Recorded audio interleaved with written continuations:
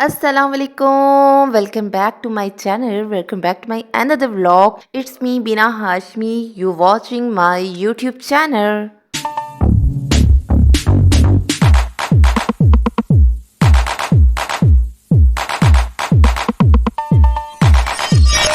कैसे हैं आप सब। उम्मीद करती हूँ कि आप सब बिल्कुल ठीक ठाक होंगे। शुक्र अल्हम्दुलिल्लाह मैं बिल्कुल ठीक हूँ। गाइस थोड़ी सी मेरी तबीयत ख़राब हो गई थी। जिसने मेरा मिनी व्लॉग देखा है देन उसको पता होगा कि इसका छोटा मिनी व्लॉग मैं पहले ही अपलोड कर चुकी हूँ।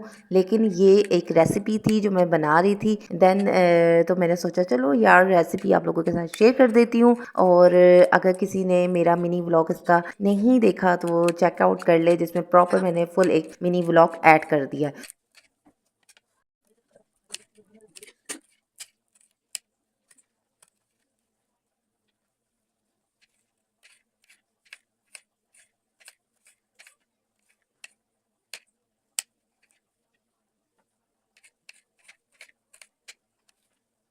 जनाब आप सोच रहे होंगे कि बीना कौन सी रेसिपी बना रही। यार ये रेसिपी मैं पहले ही भी शेयर कर चुकी हूँ काफ़ी दफ़ा अपने व्लॉग में। देन मैं बना रही हूँ मैक्रोनी एंड मैं अपने स्टाइल के मैक्रोनी बना रही हूँ क्योंकि जिस तरह मुझे पसंद है। मैंने कटिंग कर लिया है कैरेट एंड कैप्सिकम। इतनी ज़बरदस्त छोटी जूनियर साइज़ की मैंने कट किया है। और इसको कटिंग करने के बाद ना अच्छा जब भी मैं मैक्रोनी बनाती हूँ ना तो जनाब पहले मैं सब कटिंग कर लेती हूँ। उसके बाद ना मैक्रोनी यानी कुछ भी काम करना हो ना पहले सारा कटिंग वाला काम पहले पोर्शन में करती हूँ एंड देन चूल्हे पे चढ़ाने वाला काम नेक्स्ट स्टेप होता है मेरा।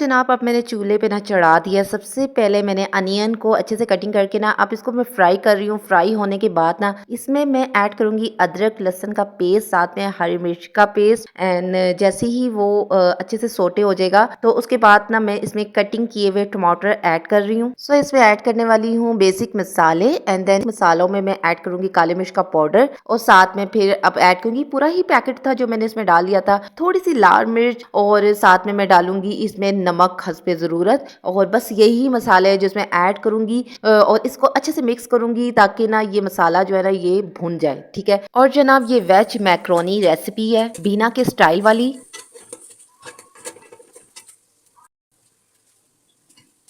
तो अभी मैंने इसमें कैरेट ऐड कर दिया जितनी भी मैंने कटिंग की थी और अच्छे से इसको मैंने वॉश भी कर लिया था। ठीक है। उसके बाद ना अब मैं कैरेट को पहले मैंने ऐड किया है क्योंकि जाहिर सी बात है इसको टाइम लगता है फ्राई होने में। इसमें फ्राई भी हो जाएगी।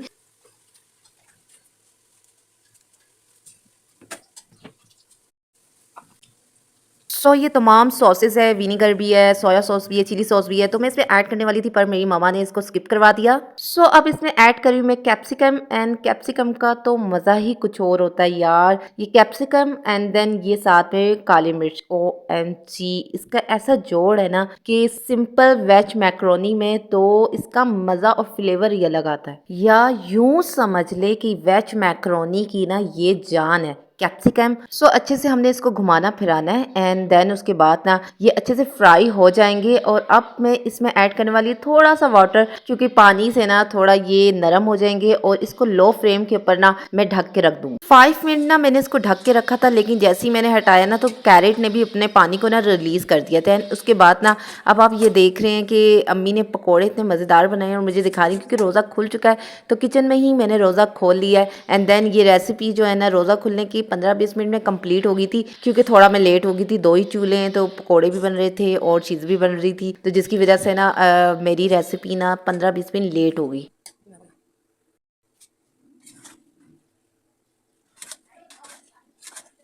जनाब बॉयल मैक्रोनी और साथ में मसाले को ना अच्छे से घुमाने फिराने के बाद ना मिक्स करने के बाद उसके बाद ना ये देखिए फाइनल रिजल्ट इसका ये है। जैसे मैं रूम में आऊंगी ना तो सब रोज़ा खोल चुके हैं, कुछ नमाज अदा कर रहे हैं एंड देन फिर मैंने भी नमाज अदा की। उसके बाद ना मैं अब आराम से बैठ के खाऊंगी और इतना थक गई थी ना कि मैं चुमटे से उठा रही हूँ, देखो ज़रा। फिर उसके बाद मैंने लिया एक चम्मच और उसके साथ मैंने कहा चलो अब इसको चेक करती हूँ कि कैसे बने हैं, और यकीन माने कि मैं अपनी तारीफ उतनी कर रही हूँ। ये सिंपल वेज मैक्रोनी है, इतने मज़े के बने हैं, ना सॉसेस है इसमें और ना ही कुछ मैंने इसमें एक्स्ट्रा कुछ डाला है, लेकिन इतने मज़ेदार और देखने में भी बहुत ही मज़े के हैं। जनाब ये क्यों ट्रेडिशनल है ना कि हमारी रवायात जो चले आ रही है, पकोड़े समोसे रोल चाट फ्रूट चाट, यार ये सब क्यों बनता है ना, मुझे समझ नहीं आती है कि हमारी माएँ इतना क्यों थकती हैं चूल्हे के आगे, कि इतना सब क्यों बनाते हैं ना, मुझे आज तक समझ नहीं आई है ना। कि मुझे लगता है कि हम न्यू जनरेशन ना ये सब चीज़ें भी खत्म कर देंगी, कि इतना सब ना खपा नहीं जाता यार। मैं कहती हूँ कि एक डिश हो और उसी पे रोज़ा खुल जाए। आप मुझे काम चोर कहें या जो भी, लेकिन यार मैं सच कह रही हूँ हमारी माँ ज़रूरत से ज़्यादा थकती है ना रोज़े के लिए। एक तो बंदा रोज़ा रखे ऊपर से इतना सब बनाना कोई ज़रूरी नहीं होता ना, एक डिश अच्छी बनाओ उस पे रोज़ा खोल लो। मैं तो अपने घर में ना यही रूल्स रखूंगी। ये फजूल का खपना ना वीकेंड में एक दफा होता है, क्योंकि शायद हो सकता है कि हम न्यू जनरेशन जॉब भी करती है तो हमारे पास इतना टाइम नहीं होता ना कि ये सारी चीज़ों को हैंडल करना।